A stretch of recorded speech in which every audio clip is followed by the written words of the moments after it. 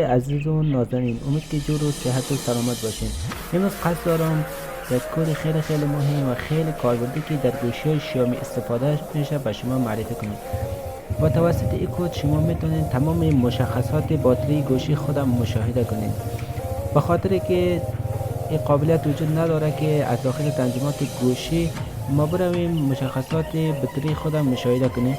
اگر شما متوجه شده باشین در گوشی های سامسونگ شما میتونین از قسمت اخیر همون مشخصات بطری گوشی خودم مشاهده کنید، اما متاسفانه این قابلیت در گوشی های شیائومی وجود نداره. در همین اساس توسط کد ما میتونیم تمام مشخصات باتری را مشاهده کنیم و ما میریم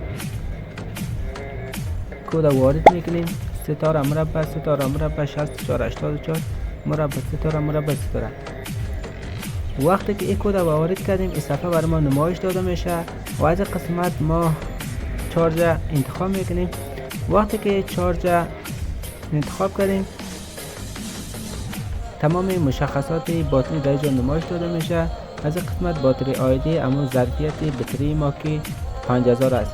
شاید از شما 5000 6000 4000 باشه، اما بطری ظرفیت بطری ما 5000 است. توسط کد شما میتونید تمام مشخصات بطری خود را مشاهده کنید.